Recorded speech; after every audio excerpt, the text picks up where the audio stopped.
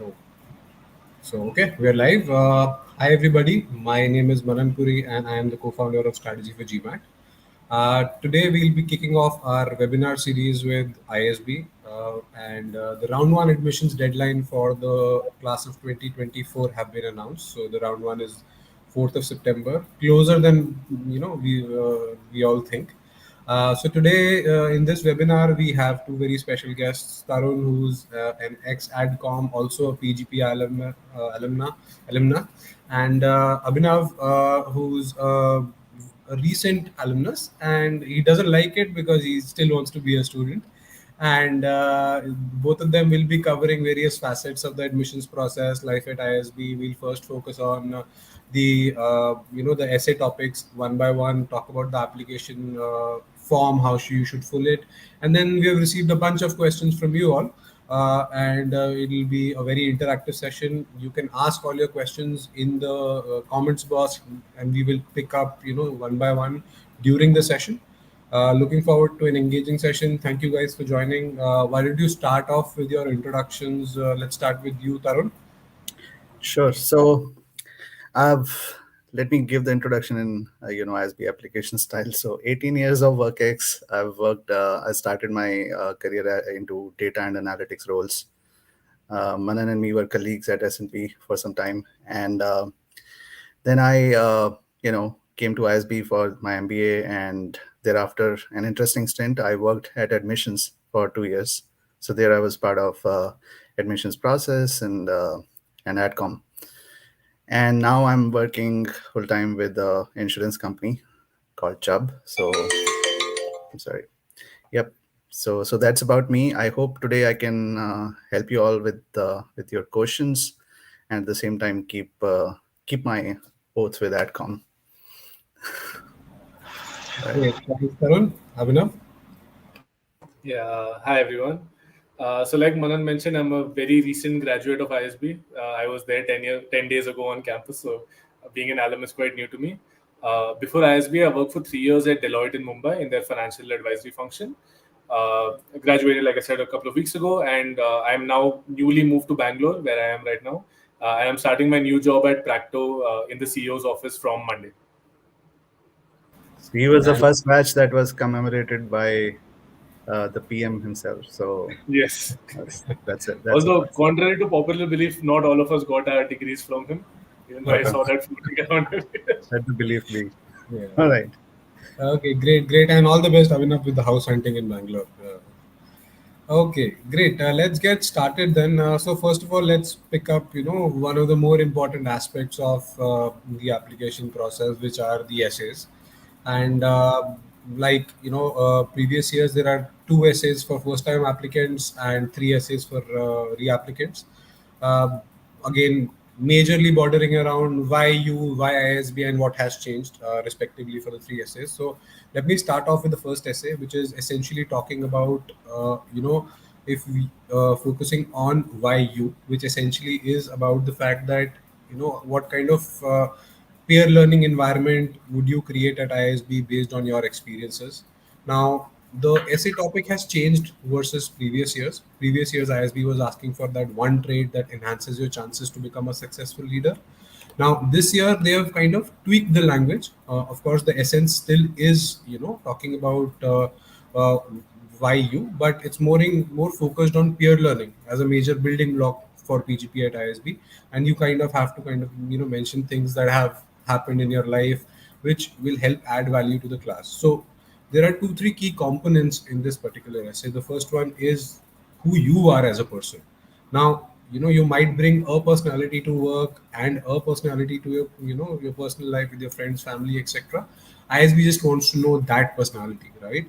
Ideally, you should be one person, and not have 2 different personalities. But even if there are, you kind of talk about them in terms of your background, in terms of where you come from, and how has your maybe your childhood and schooling influenced you the way you are. The second aspect to this is more focused on the examples that are in backing up these traits. Now, these traits could be taking initiative, resilience, perseverance. It could be, empathy, where you work really well with people, or you are, somebody who puts your hand up for anything new that comes into the picture, right? And these examples can be, again, from your personal or professional life, because uh, if it's more recent, the better. Now, ideally, one would focus that you have one example from your personal life, one example from your professional life. Two examples are more than enough to talk about as stories. Now, remember, it's not just facts that you talk about, it's stories that you talk about, and that enhance your chances to, add value to the peers at your class. And the third element is, which is the most important element that ISB considers, which, we as alums also have benefited from, is the peer group. And how do you add value to your class through your experiences, through your traits, etc. And here again, it's not just about giving generic gyan, saying that, I have really done well in life and I will add value to the class, and, and classroom discussions, etc. But try and be specific. Try and be specific as much as possible and demonstrate your research about the school, because ultimately, you are choosing the school as well. It's not just ISB choosing you. You are choosing to spend 40 lakhs 1 year of your life, and the brand of ISB will be with you forever, right? So it's important that you do that research and not rely on some sample essays or some random, gyan of the internet. Talk to alums, etc., and see the kind of clubs that are there, and then some things could be resonated with, whatever your experience has been in the past, right? For example, Abhinav is a brilliant badminton player, and he could have mentioned that he will take part in ISL and maybe, be the captain of the badminton team, and, be a part of the one of the four teams that are there at the ISB Super League, right? That level of depth we are needing, right? If in case it is about the finance club, so don't just say that finance club will help me, be closer to my goals. No. What are the events that you will take part in? What are the events that you will conduct? Those are the specific examples that we are looking for, right? The structure, keep it simple, because ISB AdCom will go through a number of essays. So the more simpler the structure is, the better it is. Try not to use flowery language. Grammarly does enough. Whatever you've learned before, that does enough. And finally, again, I'm stressing upon the fact, bring out the real you, right? After reading the essay, one should have a view that, okay, this person has these traits, these are the things that he or she will bring to the table, right? That is very, very important. And not more than two examples, because it will then, lose the essence. One example, if it's there, it has to be really impactful, because that's the make or break, so to speak, right?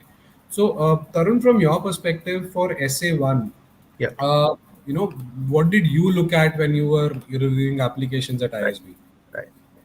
So it'll be pretty much on the same lines as you covered, Manan, but I'll give some examples, anecdotes, which kind of give it more perspective. So, like, a couple of examples that stand out in my mind, like you're writing about how academically driven you are, right? And then when someone looks at your acads, they're okay, like, to be blunt, they're average. And then they look at your GMAT score, it's also okay, safe enough to be in ISB, as they like to call it. But then this doesn't sound like a story that you've thought through, right? And then on the other side, you didn't talk about your couple of other activities which you mentioned in the, so maybe from your active, extra curricular activities and awards and recognition sections, it seems that you were more into sports, but somehow strangely you chose to write more about academics, which is not coming through as a strong point. So overall evaluation, that adage still remains, right? But at the same time, like Manan was stressing, can't stress enough on that this has to be a real you. Like, this kind of story makes the evaluator think, was it actually you writing about you, so, or were you just, of course, you all know what goes on. So and also why that is important, that the real you should come out in the essay. It should strike a chord with the adcom, right, while the at the time of pre-interview evaluation. But at the same time, when you make it through to the interview, let's say the story is appealing enough, whosoever wrote it for you, or you wrote it yourself. But it's appealing enough, and other things click together, come together, and you reach the interview stage. Now at the interview stage, I'm spending 5 minutes before calling you into the room. I as a evaluator, as an interviewer, and then when I speak to you, I see a very different person. It could be a different story, like Manan said, right? Because essay, you could not go on and on about all your life experiences. So you thought, I'll keep one winner story for essay and maybe one winner story for interview, and that's perfectly fine. But more often than not, it'll resonate with each other. So it kind of strikes through if it is not your story, one of them, any one of them. So if they see a different persona that then what they sketched in their mind from the essay, that's the first tick off, right? And you don't want to go there. So that's what I will stress upon. Great. Thanks, Tarun. Okay, let's talk about Essay 2. And Abhinav, I'm sure you've given a lot of interviews now last couple of months. You can talk about in detail about goals and everything else. So like Man mentioned, the second interview is about both your short and long-term goals after ISB, right? So I think to explain how I would approach this, I'll break your life into sort of 4 phases, right? One is your pre-ISB career, so that's what you're doing right now. I'm assuming most of you are working. Then you have the year at ISB, then you have the short term after that, and the long term after that, right? So if you think about it, amongst those 4 phases, a few different pieces of that have to connect, all right? So firstly, what you're doing pre-ISB, so what you're doing right now and at ISB has to connect with what you're doing in the future at some level. And I'll explain what I mean by connect in a bit. Secondly, what you're doing in the short term has to in some way connect with what you're doing in the long term, right? And finally, you have to perhaps most importantly answer, how does ISB fit into that picture, right? Why is it not random X school which fits in, or random Y program that fits in, or just continuing working? What is it about ISB specifically that helps you get from A to B to C, right? Now, when I talk about connecting what you're doing in your past, so your current job or your previous jobs, to what you want to do in the future, right? This is not to say that you have to continue working in the same field or industry. As you know, most people come to MBAs to change at least one of those functions, right? But there has to be something in your past that dictates your choice of what you want to do in the future. Simple example, I mentioned I worked at Deloitte for 3 years. So Deloitte is a financial advisory, at least where I worked was a financial advisory firm. But when I joined the firm, it was a very new team which was set up. There were 3 people in the team, I was the 4th. So the first year and a half of my career was not really client work. It was figuring out how do we get clients. It was marketing. It was outreach. It was strategizing for different countries. Which countries do we target realistically? Right? And I loved that part of my job. Once we did that job well for the next 2 years, we had our clients. So it was the execution phase. So I was looking at annual reports and writing reports and doing all that stuff, which I enjoyed a lot less.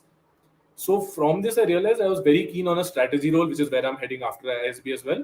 And therefore, that is a story that kind of makes sense, right? I did this part of my job really stood out, this part didn't. So now I want to get into a role which focuses on that job. That's how I'm connecting what I'm doing in the past to the future. It can be a more linear thing in just terms of progression within an industry, but there has to be some level of connect. Now, the other thing some people might ask is, how does ISB fit in terms of getting you there? And this is particularly important if you do want a fairly radical change. So, for example, if someone like me or someone without any tech or startup background wants to get into product management, right, which is a really hot field nowadays. Now, I wasn't in that category. I have no experience with PM, no interest in PM, and I didn't do anything at ISB that was towards that direction. So, if I applied to 100 PM jobs at ISB, I can guarantee you I would have gotten none of them, because there's nothing in my past or nothing at ISB which dictates any interest in that field. But if you're someone with my background and that is your proposed area of interest in the short term, right, you can say that ISB is one of the best schools for PM in the country factually. And you can say that you've done that by speaking to alums from a similar background or a similar industry who transitioned into PM. You can do your homework about the activities. PM has some of the best case comps in the country, and ISB students are regular winners of those case comps. That's a great way to highlight interest in that. ISB has a club called the BTC Club. That's the Big Business Technology Club, which is again one of the best run clubs, at least in my year, and very often, which provides people with absolutely no background or experience the skills and the knowledge needed to get into PM, right? So these are facets that ISB is uniquely providing you, which probably won't happen naturally, or is much, much harder to do naturally. So some of these things are things you can talk about in this essay as well. Being specific helps. And another thing that I think Tarun mentioned, which I was going to as well, is what happens when you're writing an application, right? Is you do it typically over a few weeks. So you'll spend a few days on essay 1, then take a break, few days on essay 2, then resume, then recommendation, all of that. But you forget that the person who's reading it reads them all on sheets of paper back to back, right? So having a significant disconnect in that story is worrying. When not that I was a part of an adcom, but that's something that was always in my head while filling out applications, that everything I'm submitting, the form, the activities, the interest, the essays, is going to be read together. uh, Manan mentioned I played a lot of sports, and this is deviating from this essay a little bit. But my essay was completely around personal leadership and leadership in teams. That's an attribute I spoke about. And my entire extracurricular section of the form we had to fill out was positions of responsibility in school and college. So there's a level of correlation between what I'm claiming I am and what I've actually done in the past. So I think that's important to establish equally as much in the professional side of things in this essay. So you can talk about I'm a great leader, I'm a great inspiring person, whatever, all of that. But in terms of absolute skills and knowledge and interest, how does your past correlate to your future, and how does ISB fit in? Great, thanks. I'll just add here, Abhinav, that don't tell ISB what it already knows, right? Again, how it is relevant for you, and capital YOU matters here for your goals. And again, research shows, right? Talk to alums who are from the field. Talk to people like us if you want to, right? As admission consultants, talk to people who are currently there to understand what's going behind the scenes, right? While the goal is well researched. Also, to add is that things can change while you're at ISB, right? I had private equity as my goal in my essays, right? And look, long term, during this time, I was supposed to have launched a private equity fund, and here I am advising people to get into ISB, right? So things change, but at that time, it was utter clarity that was there based on my past experience and whatever ISB had to offer, right? So at least your past and present and future at that point in time should align that way, right? Anything you'd like to add, Tarun, on this? Just one more thing, building on what Manan said. He's just like you said, you had that change of thought at ISB, maybe after. Even if you're clueless now, don't be very blunt about that, is what I'll say. I'm not saying make up stuff left, right, and center, but at least ask yourself what is the primary area of interest. It doesn't matter. It's not like during placements they'll go back like, "Nay, you said you were interested here. Yes. Why are you applying for this job?" Right? But Yep. at a moment of applying, you need to be clear about what you're doing. Right. Like, it's kind of almost like a fashion statement to come to ISB and say, I'm here because my goal is to be into consulting. You better know what consulting is about when you talk about that, when you touch upon that. So there would be alums who would grill you on that. And sometimes, not sometimes, we do try to, map the panel profile to your profile so that at least one panelist could be from your area, or it could be area of interest. And so they will have the wherewithal to grill you on that. So when you use words like strategic consulting, you better know what it is about. So that's again, points back to the same thing. Talk to more and more people when you do this. Make while we emphasize that, do not. You yourself should, even when we help you write it, right? You should write your own story. It should be your story. Somebody should help you to proofread for you and say that out of the three stories that you're telling me, this one is more impactful, right? Or this is the way you want to put it, or this is going too longish. It's not. It's losing its essence and all that. That's the help you need, not the story itself. So, yeah. Okay, great. Thanks, Tarun. And back to you for the reapplicant essay. Now, considering the very competitive pool of applicants, there are a bunch of people who apply again and again. So, what is your advice to them for the third essay and in general? Sure. Well, there is more on offer, nowadays. So, in the sense that since last 1 or 2 years, ISB has been far more forthcoming to say that, earlier probably it was like you reach out to us and we'll give you feedback on specific areas why you didn't make it. But now there are re-applicant sort of hotlines, right, that are opened at a certain point, and you can send an email or a message that I want to come and schedule a call with you. schedule a call, right? The virtual world has actually expanded the time horizon we can dedicate to any initiative. So that helps. So I'm assuming you all know, but then those questions come in as well while I was in admission. So I would highlight that. So you can reach out to ISB to ask for your last year applications if you did not save a copy or you're not able to find it now. Go through it again, right? Again, like what we were saying earlier, establish that connect with what you were writing at that point. You might not, you might yourself think that, oh, I've come a long way since I wrote that. Why did I even write that? But that's a good sign, because that means the thought process might have evolved, and you don't yourself reflect or resonate entirely with the things you wrote 1 year ago or 2 years ago. And there are going to be, of course, tangible improvements in your profile, in terms of like you've been through that journey, you've probably worked somewhere which has given you more experience and exposure to various situations which bring out a demonstrated leadership or team play, right?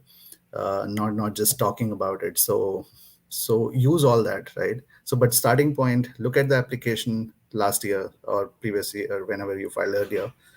And if you don't have it, reach out to ISB to get it. Then schedule a session with admissions team to give you precise feedback on.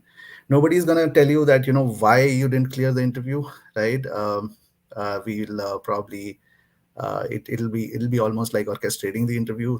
That's something we won't do, but we would be able to tell you that we thought you lagged in this specific area, and that's an area. And more often than not, when you've not given a good interview, you come out and right? If you didn't clear it in relative terms, that's okay, but there was always a competition against the pool. But when you're not given an interview, more often than not, so and that combined with what ISB is telling you, admissions team is telling you, uh, you know use this space for just focusing upon. Don't use this space to write one more story. Use this space to focus upon the journey, the delta from the last application to this. Anything you guys want to add to that? Yeah, I think one thing I'll add here again is what has changed. Yes, and a lot of people think that it has to be very big in terms of a change. Probably got a promotion at least or an award, etc. Yes, if that happened, then great. Otherwise, even if it's a new project that you worked on, whatever you learned from it, talk about it. The kind of efforts you made to, seek feedback. One, as Tarun mentioned, right? Reach out to ISB, reach out to alums, right?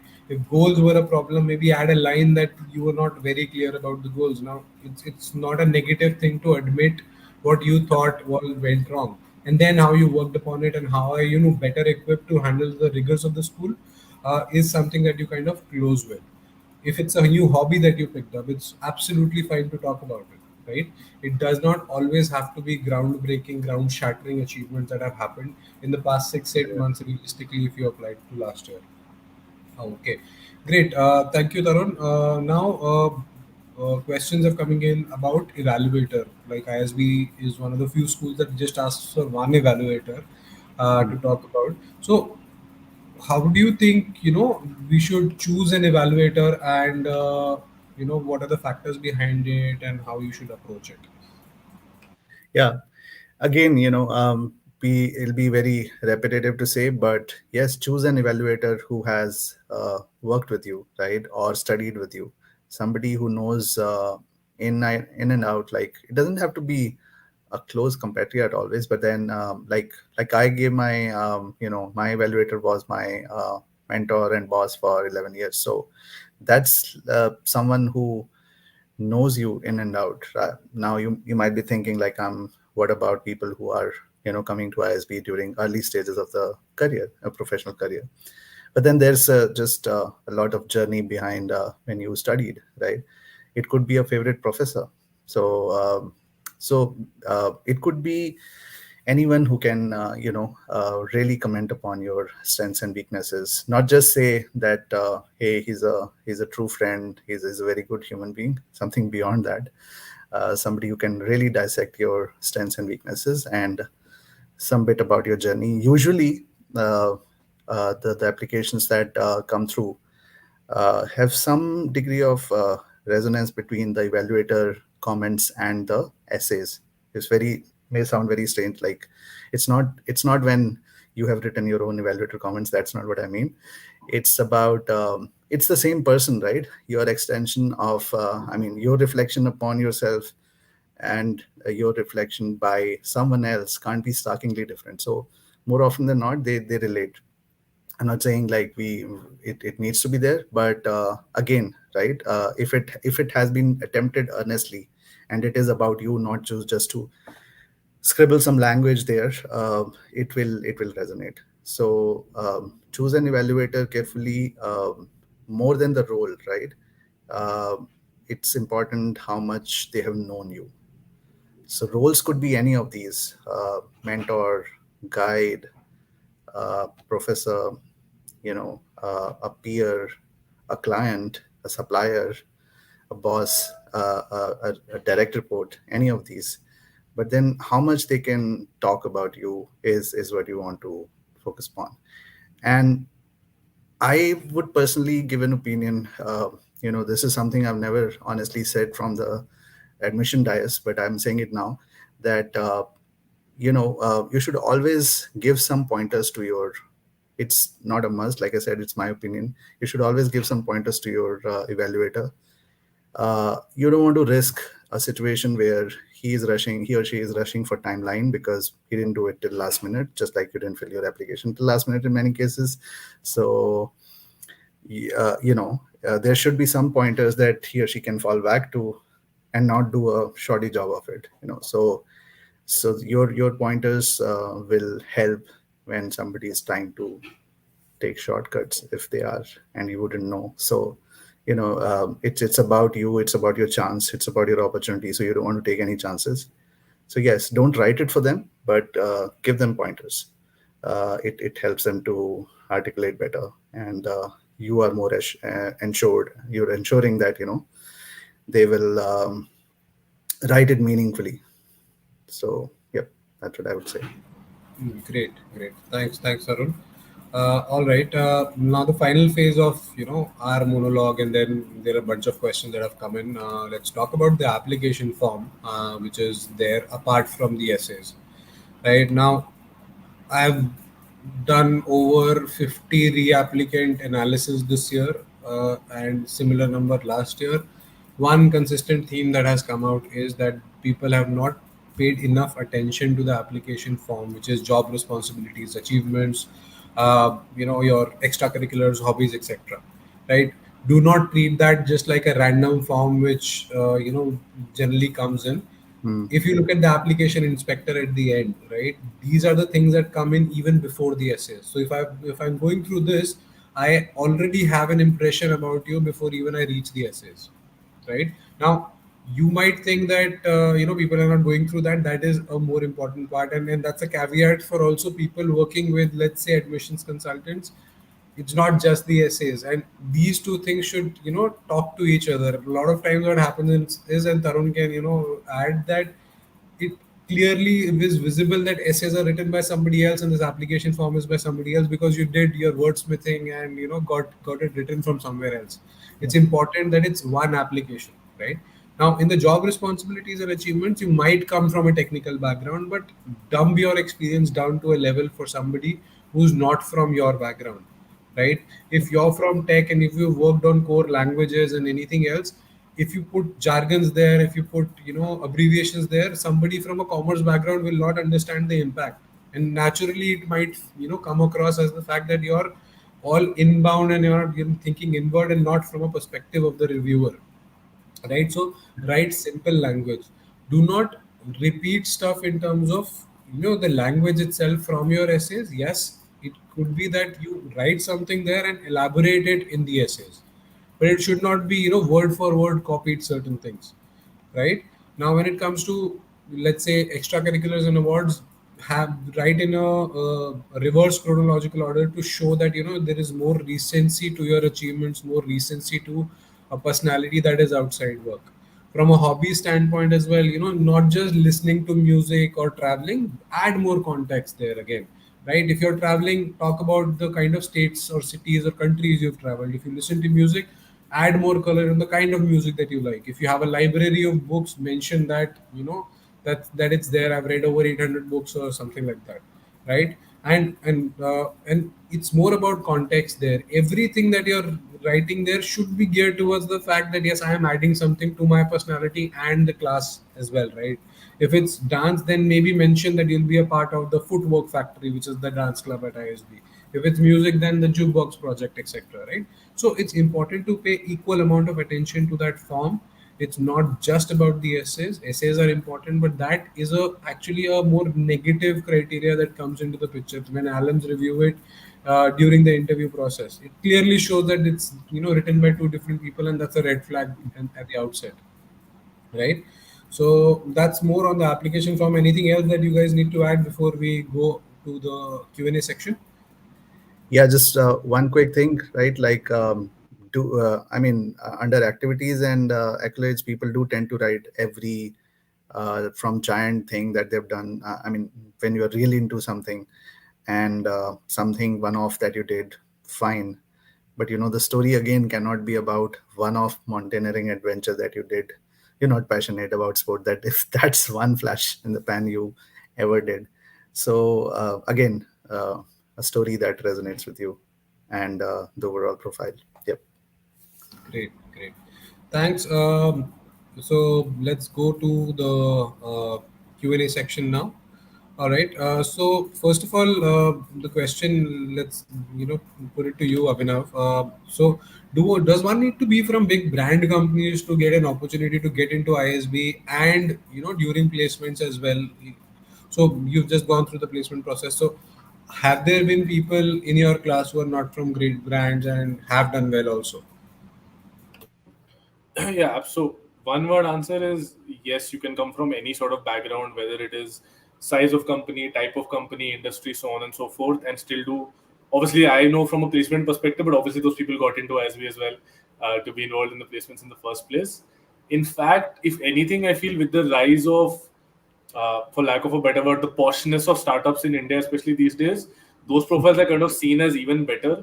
So I won't lie, like during, I think about 2 weeks into the placement process, when I got zero shortlist after my first 10 or 12 companies, I've had friends who worked at companies I have never heard of in my life with like 30 people in the office, that size of a company, getting shortlisted on some of the best companies across venture capital, consulting, finance, you name it.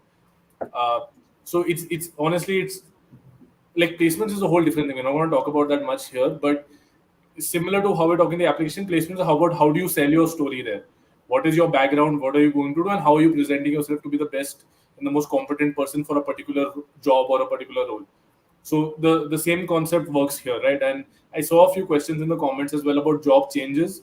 Again, works both ways. I worked in one job entirely pre-ISB. A friend of mine in my study group worked at 4 companies in 5 years before coming to ISB. Both of us had as good a time and both of us did equally well. Uh, so you don't need to worry too much about what your background is in terms of, certainly in terms of an admissions application. It's just if you have a slightly unique background, let's say you come from the armed forces or you come from arts or you come from something not businessy, you might need to justify a little bit more why an MBA helps you or why you're looking to make a transition. For someone from a very business heavy role like me, it is a very obvious step. If yours is not as obvious, just spend some time. In fact, it's a great opportunity to make you seem like an even more interesting candidate, uh, to explain why you come from a particular industry or a particular background. Yeah. Right, right. And again, if and there were questions about number of switches, you have 3 switches before ISB. As long as you're able to explain it, during the interview, during the second essay, importantly, it's absolutely fine. There has to be a reason for the move. Yes, you might have been stupid to leave a couple of jobs. Just admit so in front of the alums, because we've been there, done that, and a lot of Yeah. moves that have happened, especially in the last 2 3 years where there has been mass resignations across, and 10 20 30 crore packages that you probably would come in with. So it's okay to mention it. It's okay to be upfront about it, right? And as long as you're able to explain it, that's absolutely fine, right? And just to add to that, right, it's absolutely okay to not have an idea what your next 5 years would be like. I mean, it won't be a blank slate. I hope. But to one of the questions I'm reading from the live chat is that if I change drastically, right, from one role to the other. I can give my example. I went from data and analytics to digital transformation, which seemed like an extension of each other. But then I came to education, and then I went back to insurance. So it's not I mean, but of course your question is, will ISB look at it negatively? The answer is no, right? So these are still early years. Average work ex at ISB is still 5, and then of course there are between 2 to 20. Everyone's there. So um, more so in the early years, it is okay to make choices that may seem strange to others, but these are your choices. And like Manan said, how you back that up, right? You need to be candid enough, and I mean, there is always an honest story behind the choice. So make that story part of the narrative, whether in essay or in interview, and more often than not, it will have the connect with the evaluators. Right. Yeah. So just to add again on the small company, small brand part, at least what I've seen, smaller the company, the brand, the team size, quite likely the more accountability you've had, the more responsibility you've had in that job as well. So Correct. for me, Deloitte may be big brand, but I've worked with 30 other people alongside me at the same designation, which is not going to be the case if you're in a team which has only 5 people, right? So in all likelihood, that's a good chance that gives you better stories to write about in your essays as well. Yes. Well Right. said. Yeah, well said. Okay, now, so Tarun, what do you expect from somebody who's an engineer, which is like what, 70% of the application pool, and how do you stand out from that overrepresented pool in general? So, firstly, 70% is an exaggeration, a big exaggeration. Okay. I'll definitely bat for the diversity we have at ISB. I am at Jersey City right now, and people like colleagues here I spoke to about ISB because I was flaunting my ISB T-shirt here. So they asked about the school, and they were surprised to know that we have almost if not 50-50, like a 60-40 ratio, both on gender diversity as well as academic diversity, right? So firstly, that pool is or the sense of it is little exaggerated, right? And then what is the question actually? Like, is it a advantage or disadvantage? What are we saying? So how does anybody stand out, like, from that quote unquote overrepresented pool? Just like anybody else. I mean, just a topper from SRCC, BCom honors, has a very equal chance as a graduate from IIT, and even if it's the top IIT, right?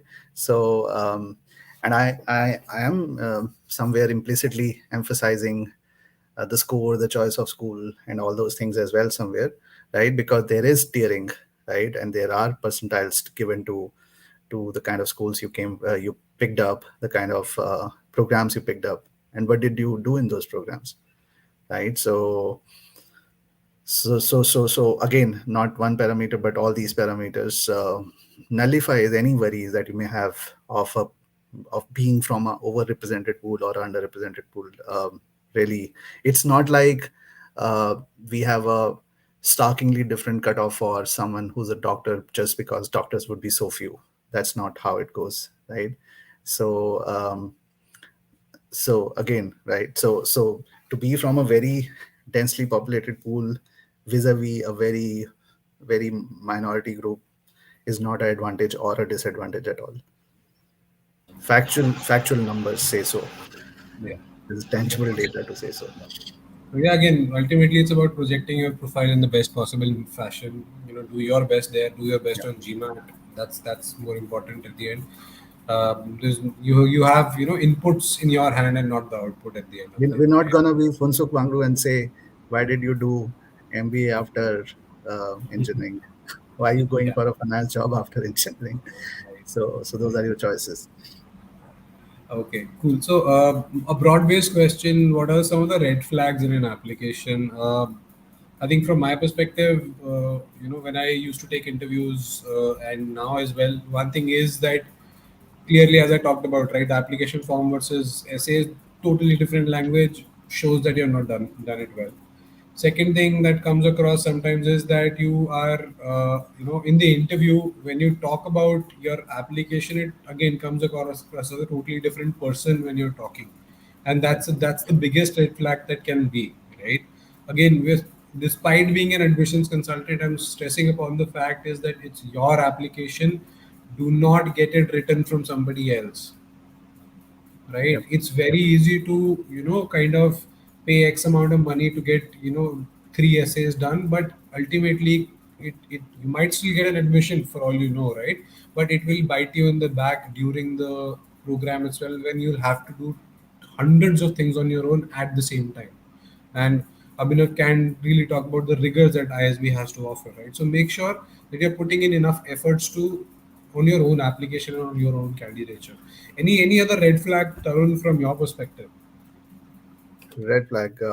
No, I can't say, right? Like again, the only red flags are when it's not a genuinely attempted application, right? Which you kind of already overemphasized. So the perceived red flags are not red flags, right? I'm reading another comment from someone, Anahita, I think. Yeah, that 3 job switches in 3 years, is that a negative? And I'm like, no, right? Again, it's your story. You need to tell me that. I can ask you a question about that, definitely. And my question back to you would be, are the future employers, prospective employers, still interested in your profile? If yes, then you're telling them a story that is honest, and they're believing in you. And that's what will happen at ISB. Right, right. Okay, great. Let's talk about GMAT, right? Two parts to the question, and second part is what I will, come to you, Tarun, with. First is, how does one prepare for GMAT, right? And I think among the three of us, Abhinav, you've been the more recent, applicant. So, how do you go about preparing for GMAT? Do you take help from somebody? Do you do it on your own, etc.? Right? Right. So I think with GMAT, as with a lot of things, the application, the first thing is, I'll answer what you said about taking help, is you have to be very honest and clear about how competent you really are, right? And that is a evaluation that you can do over a period of, not which won't take too long. By you can take diagnostic tests, you can do mocks, you can go through the material, and you'll have a sense at least of where your baseline is and how much help you really need to get better. And also, you fundamentally, most people know where your strengths are because you're only being tested on verbal and math, right? It's not some complicated subjects as such. I'll speak about my own case, right? So I had an additional complication because I was giving some other competitive exams. So I had only about 2 months exactly to do my GMAT from the day I got free to the application deadline, which is not a lot of time. So for that reason, and because I had zero ability in my quantitative skills, I opted to take a sort of full-time coaching course for that, which was 4 days a week. I found that very helpful because for quant specifically, uh, I knew that solving questions over and over was not going to get me there, right? You need approach with GMAT because any of you who are already preparing, I'm sure some of you are, you realize GMAT is really not a test of intelligence as such. It is speed and accuracy, right? The questions being asked are not the most complicated or difficult, but it is getting the approach that how do you solve this in 30 seconds or 45 seconds or a minute, right? And that approach takes a bit of time to develop. So the advantage you do get with going for a, let's say, a course or a classroom session is you get someone who has probably worked on that approach for a long, long time and gives it to you for adapting in your own way. That worked out really well for me in quant. On the verbal side of things, for me personally, frankly, I was sorted. I didn't really need my classes much. It didn't. I don't feel it added any value to my sort of prep verbal specifically, but on quant it certainly did.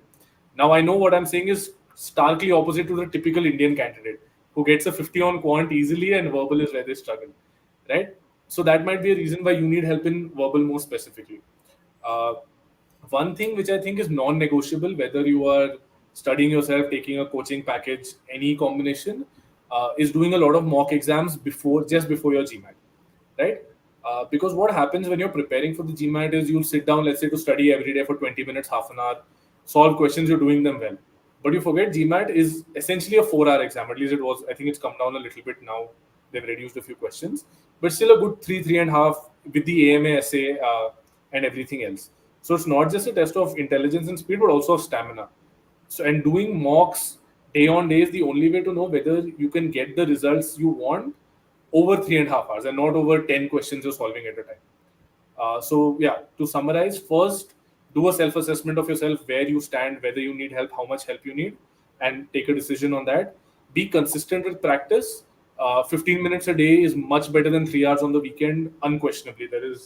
I can't even emphasize how important that is. In fact, it's better because you're doing few questions in chunks, right? You're not just doing the same thing over and over. And the last 15 days of your prep, in my opinion, should involve at least 3 to 4 mock exams at minimum.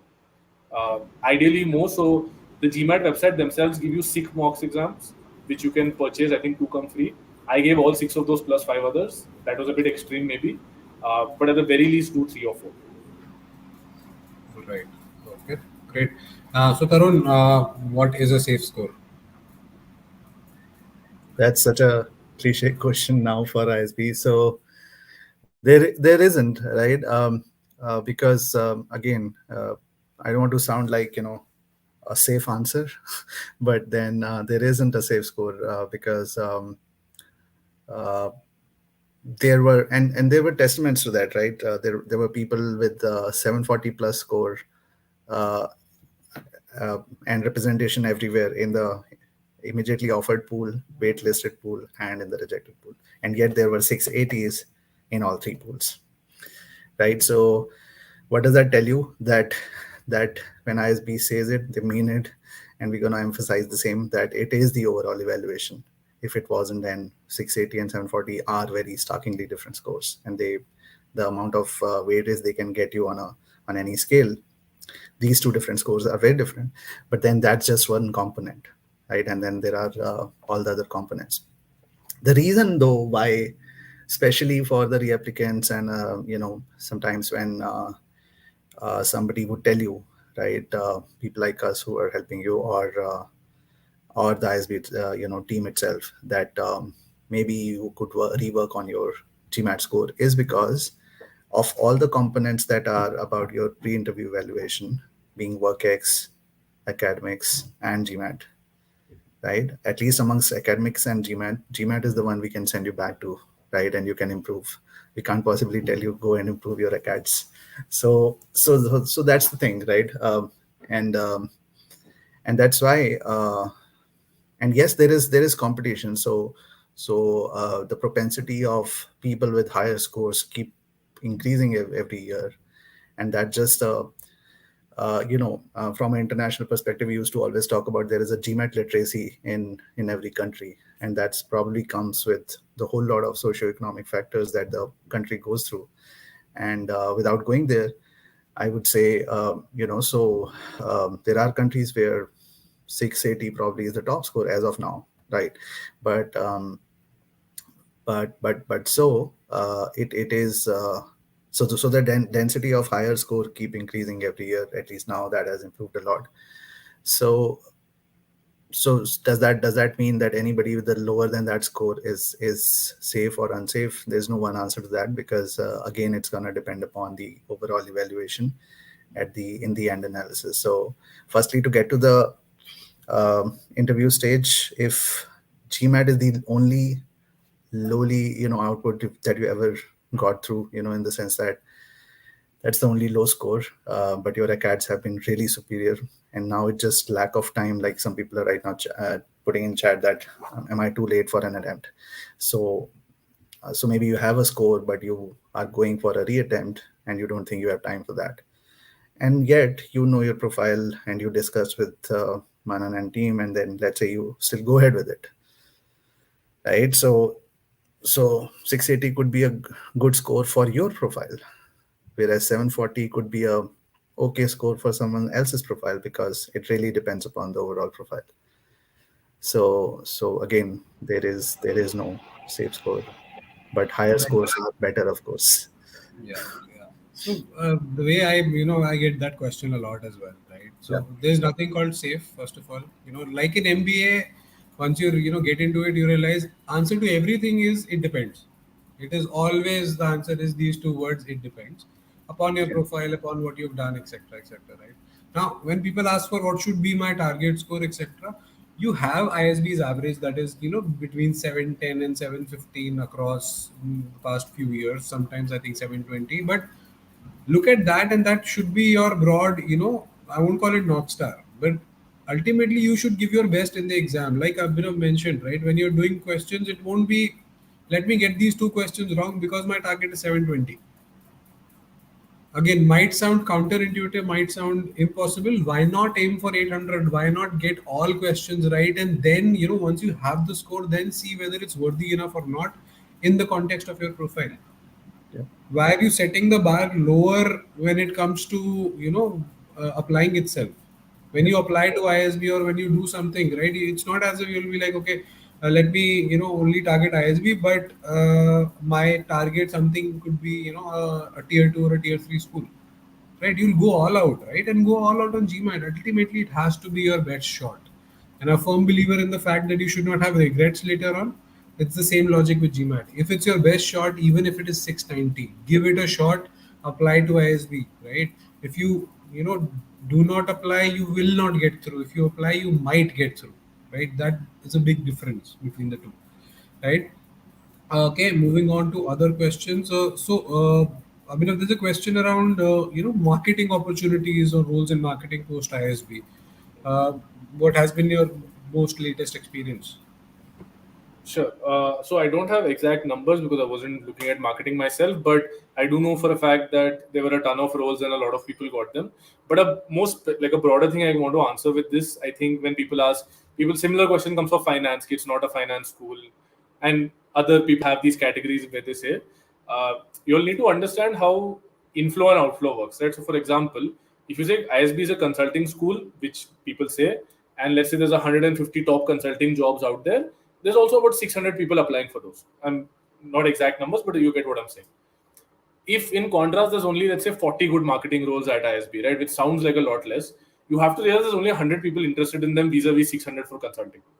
And similarly for other roles, right? So the more niche, perhaps your opportunity, what you're looking at is, in all likelihood, the demographic interested in that will also be equally niche, right? There might be a few outliers here and there, but yeah. So there are outstanding marketing opportunities which many of my batchmates got, and if the raw number does not sound as impressive, if that statistic, I'm sure it might be on some website at the ISB website or somewhere. Also think about the inflow side of it, because not 900 people applying for 30 marketing jobs, right? That contrast also is a big difference where I think people don't factor in quite often. Yeah. And I think broadly from, outside in and from a recruiter's perspective, it's consulting, PM and marketing are the top three draws that are generally there at ISB. And again, within marketing, it's a huge world, right? What niche you're targeting within that matters a lot.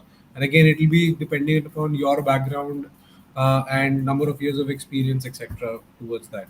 A couple of questions have come in, just going back to the GMAT bit. Should I start focusing on GMAT while preparing my application, considering round one?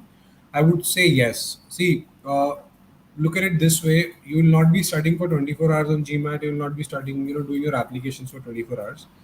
It's always better to do it in parallel from now on, considering it's just 2.5 months to go. Typically, an application process, if done right, takes about 1.5 to 2 months. On top of that, if you have GMAT, then it's better to do it now.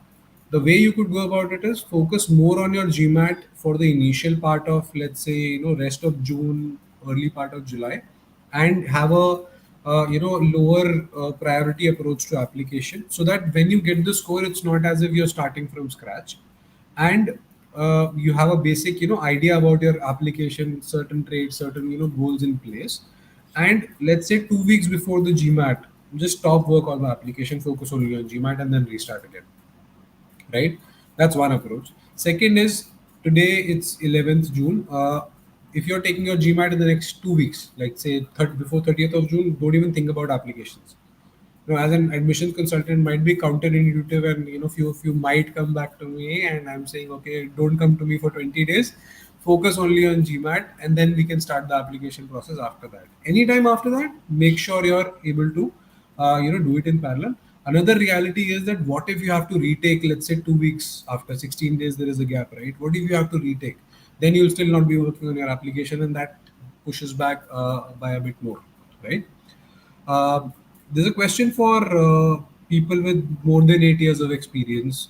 And again, it's a question to you both, right? Abhinav, from a perspective of How many folks did you interact with or were there in the class, and were they able to find opportunities? And then to Tarun, from perspective of what do you look at for those profiles, 10, 15 years of experience who come in? So first you, Tarun, and then Abhinav.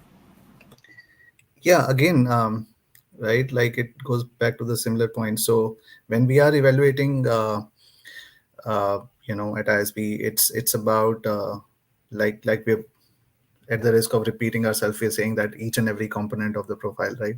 So in the overall construct, right, the higher experience, and I mean, I'll let Abhinav comment upon what if the question was more about what are the placement opportunities, do they affect positively or negatively with the higher or lower work experience.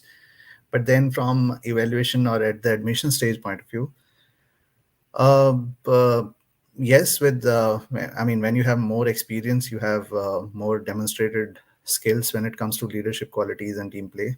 But that's also a very cliche way of thinking, right? There are people who are able to give away very convincing stories and anecdotes, real time examples, real life examples from more personal experiences. And there was a question like that as well, that is it okay to have learnings or sort of demonstrated attributes, if we may call them, from personal experiences. So be it, right? So in that sense, somebody with 8+ years of experience vis-a-vis somebody with less than 5 years experience or 2 to 3 years experience, should you approach your application differently? No. I mean, again, it's gonna be, you're gonna pull all your draws from your experiences till now, and then put forward how you can exhibit all these attributes that we are emphasizing about, be it communication, be it leadership, or be it or leadership qualities, right? Leadership potential, or team play.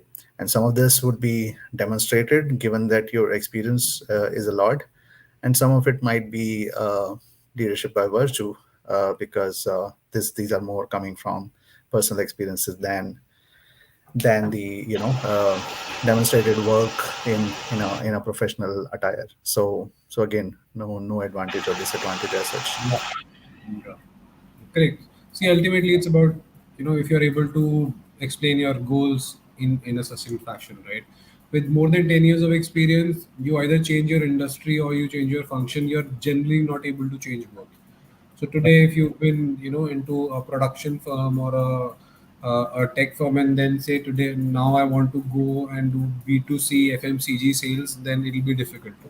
Yeah. Whereas if you want to say move to consulting, operations consulting, yes, you'll be able to do that. Operations management in e-commerce, yes, you'll be able to do that, right? Abhinav, there's a follow-up question that people with no prior marketing experience don't suddenly generally stand a chance in marketing roles. From your how many? I won't. If you have a number I'll in put hand. it this way, right? So again, broadly, I will refuse any argument that says if I have this background, I cannot enter this field, with maybe one or two significant exceptions. And typically, again, for more higher experience, what you said, right? So if someone's hiring a VP of sales, they're probably not going to take someone with me with 2 years of experience in finance, right? Those are outliers. But on the experience question, again, from a placement perspective, the people I knew personally with 8, 10, 12 years of experience, they got outstanding jobs. Again, can they apply to every single job on offer? No. Right. So if there's a particular company looking for 2 to 5 years band, obviously they're not going to make them apply for it. But that doesn't mean there's any shortage of great opportunities for them within, like you said, either the industry or the function typically does remain. And see, guys, I think the thing with placements, and I know that is, and even with admission, we have this. We're a very cut-off obsessed country. We think you need to check certain boxes to get admission or to get a particular job, and it really doesn't work that way, right? Both for admissions and placements, someone is picking up a file of paper which has your life story which you have presented, and they're seeing if that story fits the bill. And if it does, it works out more times than not. In all logic, I had no reason to get the job I currently have. Right, like nothing makes sense in terms of getting it. But I got along well with the 3 people who interviewed me, and they thought, "Chalo, let's call him." That might sound very childish or very kiddish, but you underestimate how important the human element is, both in applications as well as in jobs when it comes to that. Correct. Correct. Maybe you want to add about senior executive club Yeah. to. Right. So we also have the SEC club, which is for all the students with 8+ years of experience are by default members of the SEC club. And again, it's a club primarily for them to network, but also it looks for specific opportunities for them. It curates events and networking sessions specifically for people with that experience bracket, because some of the more generic events may not be best suited to them. So yeah, that is almost like an extra benefit the school gives you, which you are a part of automatically, to curate something specifically for you for placements and also for broader things beyond your job as well, given your experience. Right, right. Okay. There's a question from Shreyas. Approximately what percentage of reapplicants get an admit? Again, cutoff nahi hai. There's nothing like that. There's nothing. Yeah. Once that pool comes in, right? It's all in one pool, and then there is a comparison to the cutoffs for set for that year by the AdCom, right? Right. And yeah, I mean the answer is as plain as simple as that. No, Yeah. no, Right. nothing. I mean, you are a reapplicant. You should highlight that, like we emphasize, the differences, the delta, the improvements you made on in your profile, in yourself. It could be, I mean, last 2 years were tough, right? So there could be a story where, yeah, I didn't even find a job during COVID. I was I left my job in anticipation of an admission. I was very confident. Doesn't happen very regularly, but has happened. And then I didn't get through, and now or I was in wait list, whatever, not right. And now I'm coming back. So and maybe you didn't get a job, but what did you do with that time? Like a lot of people worked and reworked on their skill set, right? Things, the areas they thought, or their opinion seekers, their friends, extended families thought that this is the area you should work upon. Not just because it's a weakness. Some people, like someone's approach is like my approach is to keep working on the strengths, right, and make them so stronger that the weaknesses stop showing. So whatever worked for you, but what is that delta when you come back with that delta? That's only about it, right? And that's where it starts and that's where it ends. We Right. choose you, put you in the pool, and after that it's exactly same for everyone. Yeah. Correct. And in fact, as reapplicants, it gives ISB another signal that you're more keen on joining the school, right? And we've had a couple of people over the last 2-3 years who applied like third time or fourth time to ISB, with that, and then went through, right? So there's no disadvantage for sure. Yeah, Advantage maybe again from an yeah. outside in perspective, ISB might feel that yes, this person is pretty keen to join us, and coming back over and over again, talks about resilience as a quality, right? I would still say not to that point, not so much. It's more about that it could be advantage for you because now I mean, you get better with each attempt, right? I mean, a simple, I mean, you hold a ball trying to hit a single stump, you do get better with each attempt, right? It's something as simple as that in everything of life. So hopefully it's an advantage for you. Uh, yes, it may strike that chord with the interviewer, that human element when it comes in, that you're so passionate about ISB, but you still need to talk it through, right? You Yeah. still need to talk to me about that. Not that I was probably I was fancying that when I called you in the room, but after that, it's you have to talk to me about that. Yeah. And no, we should not differentiate between applicant and reapplicant, and we do not. Okay. Yeah, Great. Great. yeah. Thanks.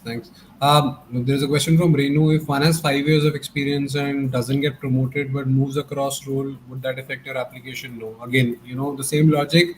If you're able to explain your moves, it is not just about the title. It's more about growth as an individual, and the kind of projects that you probably would have worked on, right?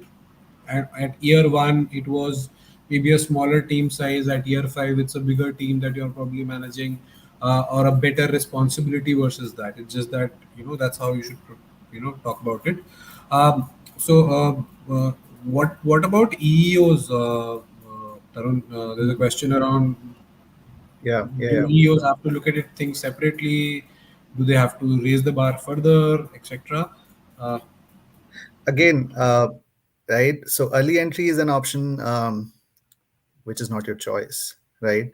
So when you come in, I mean, of course, you know your work ex, but when you technically you go to same application portal. It's not like YLP where it's entirely different and the entirely different process, right? Here, the process, everything. In fact, you go to the same portal, click on the same link, you fill up the application, which for you is exactly same. And you are not the one who decides whether it's PGP or EEO. The software decides that, right? So based on like if your experience was less than 2 years, it automatically categorizes you into early entry. You do not opt for early entry or PGP, right? And so it's same to that extent. What I'm emphasizing, and why you should look at it slightly differently is just no more different than somebody with just above 2 years experience vis-a-vis somebody with 5 years experience, right? So you know that where your stories need to come from. So you'll have to dig more into your personal experiences in life and in sports if you were into, or other things that you were into.